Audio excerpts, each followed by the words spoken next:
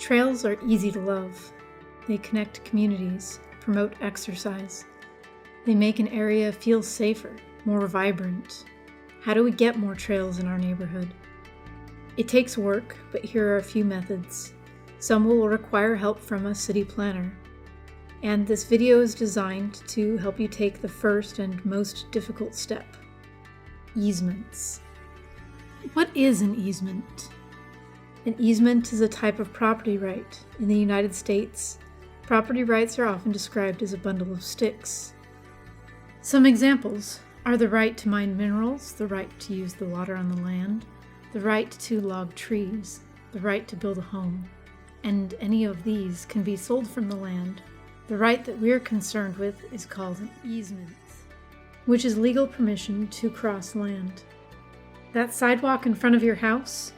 You might own some of the property. Some places you do, some places you don't. But usually the utility company owns the easement near your sidewalk. The easement utility zone is usually 10 or 20 feet wide, and it allows them to walk on your property and dig up the utility to fix it. You want your water, electric, or gas company to be able to maintain their lines, and so an easement is part of the home building process.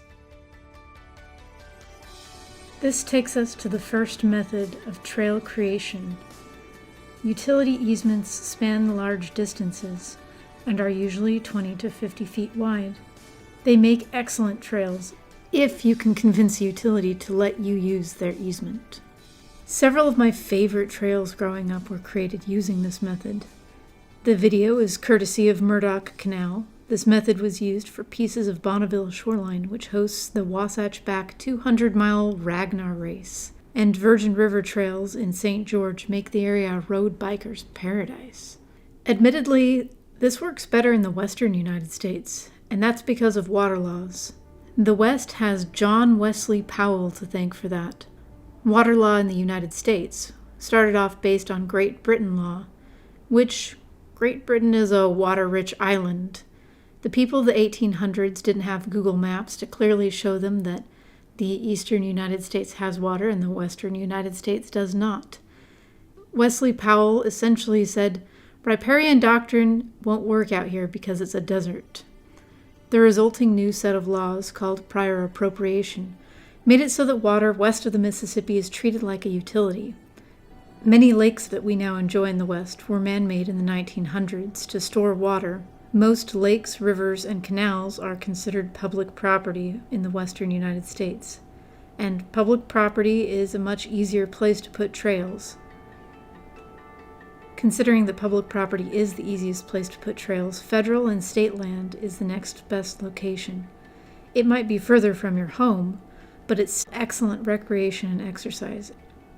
Again, the western United States has an edge, as you can see from this map of federally owned land shown in dark blue. The third option planners may choose is to put a trail on the map and require easements as the land is developed. This works really well when there are large chunks that are developed by a single developer. This trail is a good example. Or this one in Ridgecrest, California. The planners negotiated with Walmart to get the trail if they let Walmart abandon their old building and build a brand new super Walmart. This comes with a caveat.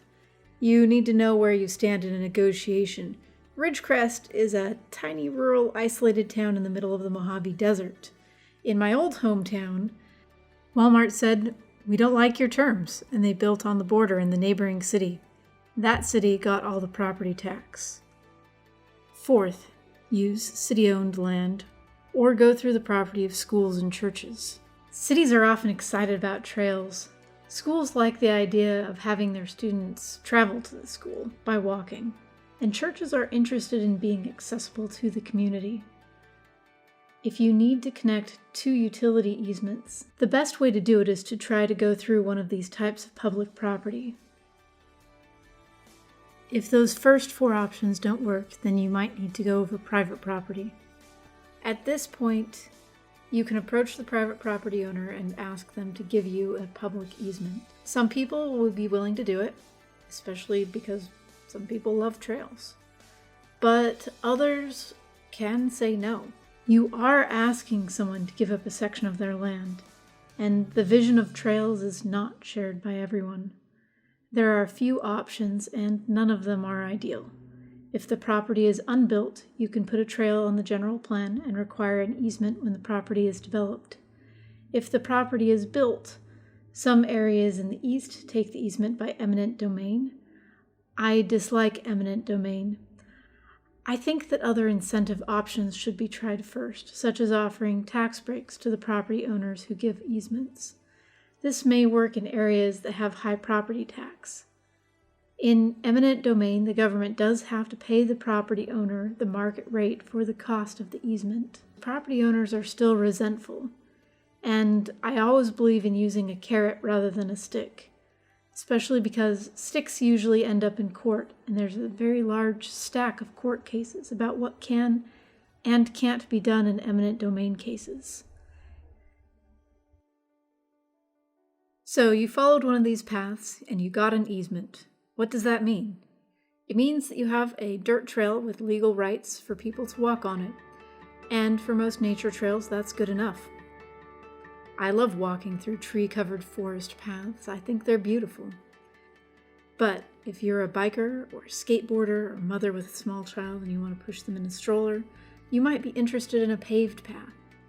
And that funding is a whole different animal. This video is at its close. I suggest that if you stayed to the end, like and subscribe, and maybe I'll make more of these.